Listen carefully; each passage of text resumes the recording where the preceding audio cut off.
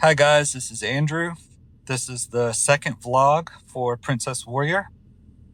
It's her first training vlog, and we didn't have very much video of in between, but what I did want to do is point out where she is right now, uh, talk about something that she's been struggling with, and explain how we came to the decision to hold off and spend a little bit of time getting her stronger and not be aiming her for the championships, which is a bit of a disappointment, but that's the way it goes with young horses.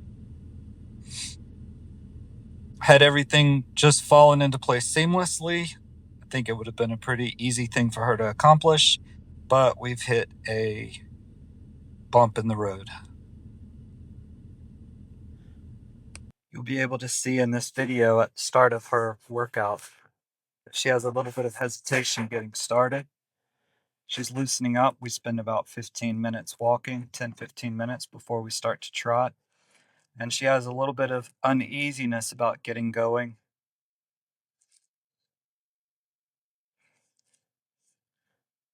She's loose across the right stifle, and so she sometimes feels unbalanced pretty easily.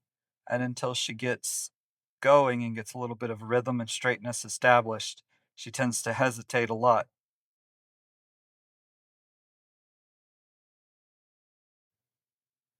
This is a fairly common issue that I've encountered with young horses, particularly around the age of 4, 5, and 6, depending on where they are in their training. I deal with it a little bit more in mares than in geldings or stallions, especially a big, loose, big moving mare like Princess. It's not uncommon for this issue to pop up as they learn to either add a little collection to the work, change the balance a little bit more uphill, or start jumping more complex things or a little bit higher. You find that they have a tendency to regress a little bit. So when a young horse starts to exhibit these symptoms, we generally take the workload back, do a lot of walking, a lot of straight lines.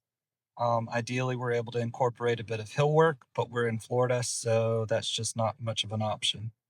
Here you can see her taking a walk on a racetrack, and she's trying to catch up a little bit. The footing, I'd say, is unsteady for her. It's fairly deep, and so we mix it up between walking on the track and walking on the grass around the track, which gives her a little bit more stability. The nice thing about having other horses to hack with is it keeps her moving forward. She stays forward thinking. She doesn't pay too much attention to what's uncomfortable for her.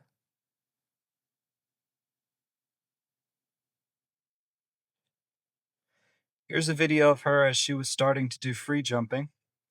And so her tendency is always to go a little bit big and a little bit long. So we had to incorporate a few elements to teach her to sit back, rock back on her own.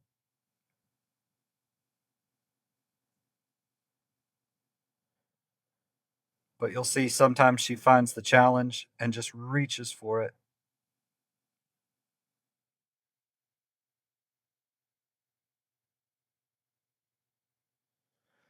But she's a pretty quick learner, even though it's tough for her at times to sit back and push upward rather than just launch a bit forward.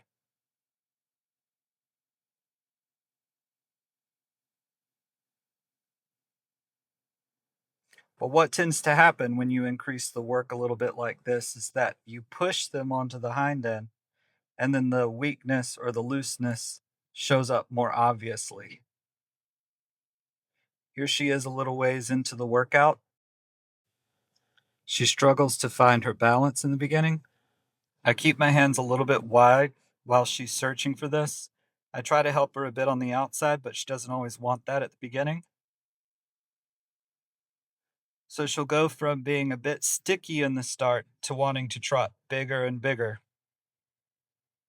In that larger trot, she can take her right hind a bit wide, and it doesn't have to bear weight for as long. So we typically end up starting sticky, getting a little bit larger in the trot than she needs to be, and drifting a bit out through the right shoulder. What we want to accomplish is to find a nice balanced working trot where she's bringing that right hind straight underneath her. In a moment, we'll change directions and we'll put that loose, weaker hind leg a bit underneath her in the turn, and you'll see she can steady herself a lot more quickly, even going downhill. She has a very horizontal balance. She's a nice mover. But when you take more contact and you try to set her back on the hind end a bit more, she struggles a lot. That just has to do with the fact that she doesn't have complete control over where she places that leg and how long she can keep it on the ground. She's just a little mechanically inhibited in that movement.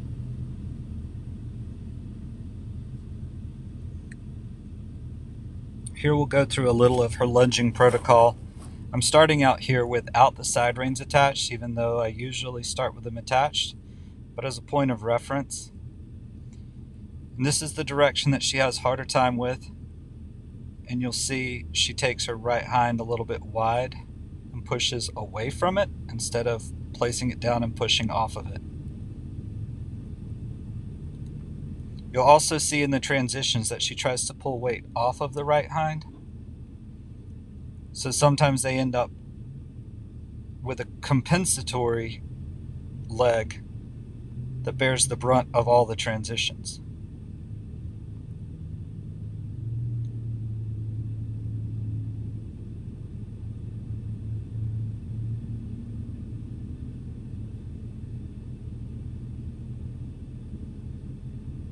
So she steps wide behind to help herself stop, stopping with the weight on the left hind leg. Here you can watch the track of the right hind leg, and it's difficult to see here, but if you stare at the hock, the point of the hock, you can usually see it shake like somebody's reverberated a guitar string. And what that generally indicates is that they're having a little bit of a fixation in those ligaments as they cross the patella. It's like a very mild version of a catching stifle.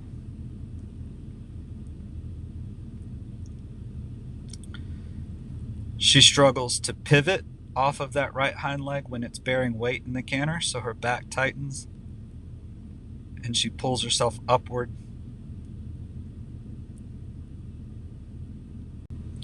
It can be a bit discouraging when you watch the quality of the gaits deteriorate a little bit on a horse. But it's important to keep in mind that it's just part of their development process. When they have something that is weak, it needs to catch up with the rest of the horse. Here we go to the right. We put that right hind a little bit under her. This is the direction that I always start her lunging. I started the other way just to show a bit of the compensation.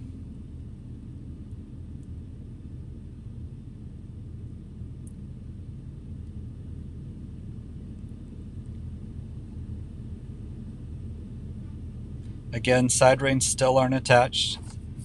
In a minute, we'll ask her to canter, and you'll see a very different balance going to the right than to the left.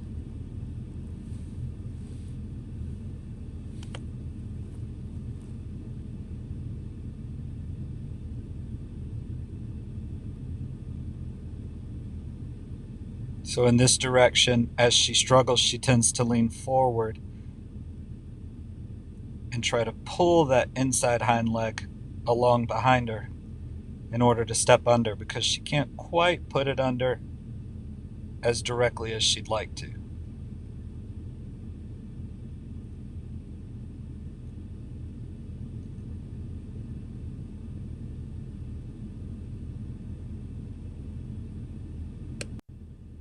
Here we've attached both side reins, a little bit loose, a bit more loose than she had been working, but right now while she's trying to sort this out, she needs to be able to raise her head and compensate to find the balance. The trot poles ask her to reach forward evenly, but also to lift a little bit in her back.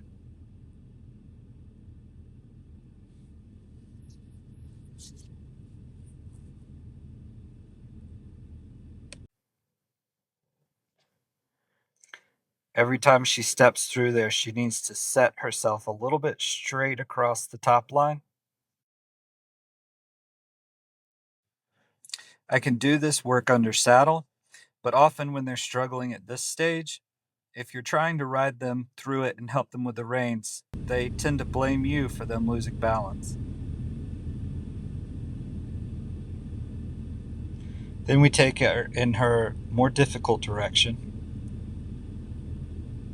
When she first started this exercise, every time she came out of the trot poles, she got about here, spun and faced me, because the right hind would get so big and so far out to the right that she would lose balance, feel uncomfortable, and overreact. As you can see here, she's gotten pretty used to the exercise. The trot poles regulate her, help her find an even step. She leans a bit to help herself right now while the side reins are loose. In a couple of weeks, maybe a week, we'll be able to tighten that inside side rein as she goes around.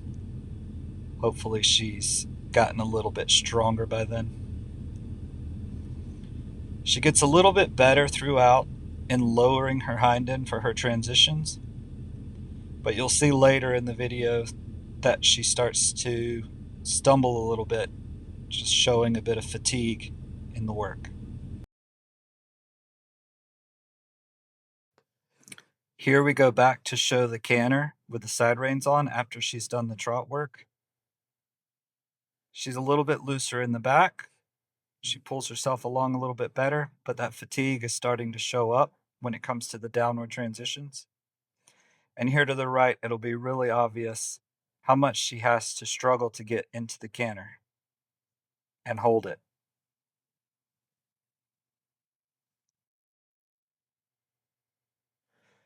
So she starts to put her hind legs a little bit cantering together and thrust herself forward. And this is what you first notice when you're riding them, is that the canter gets into a very powerful thrust where it previously had a nice rock to it, the ability to reach forward.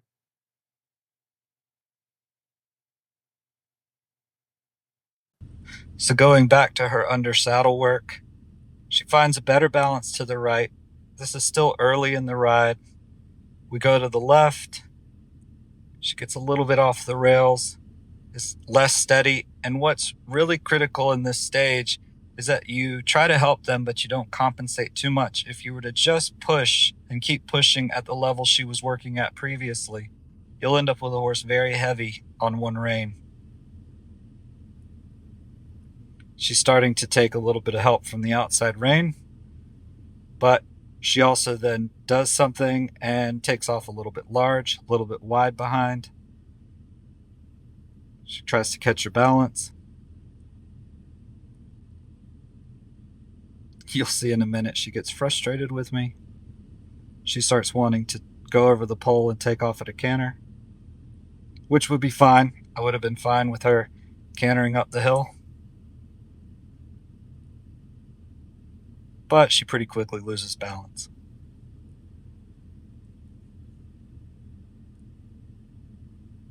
So she gets into this all or nothing type of phase, middle of the warm-up. She wants to trot bigger or she'd like to stop. Our videographer experiences a mild earthquake. And then she says no thanks.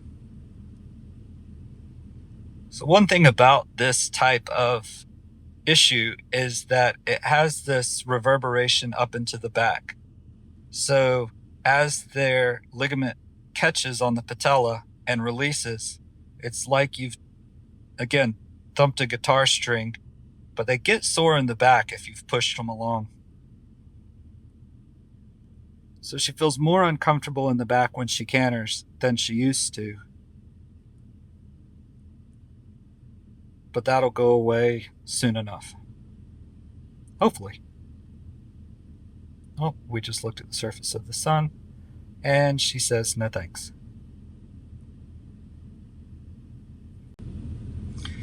So we took a little walk break just to get her out of the mindset this is all too hard, to release a little bit of the tension in the back that she was bringing in by striving too hard, by pushing too hard. And she comes out of that a bit relaxed, finding her balance a little easier. This is really the best part of the workout, but it's limited by, right now, the temperature. We can get about 3, 5, 8 minutes of this level of work, and then we have to quit. But everything is sort of oriented towards finding this balance, helping her be straight between both reins and push as evenly as she can until she strengthens up all the muscles around that stifle and she has better carrying power without the issue being exacerbated. We go to the left. She again wants to get just a tad wide, but she's allowing me to help her with the outside rein, and she finds her balance.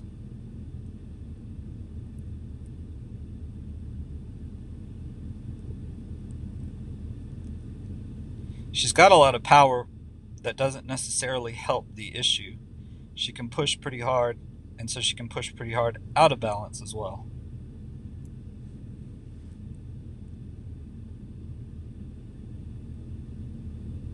But at this point, she's allowed me to really hold the outside of her body with that right rein without being too heavy on it. She's carrying herself, oh, I guess I'm a jerk.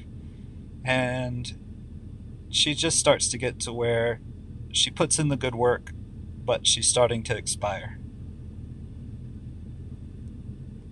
I help her again,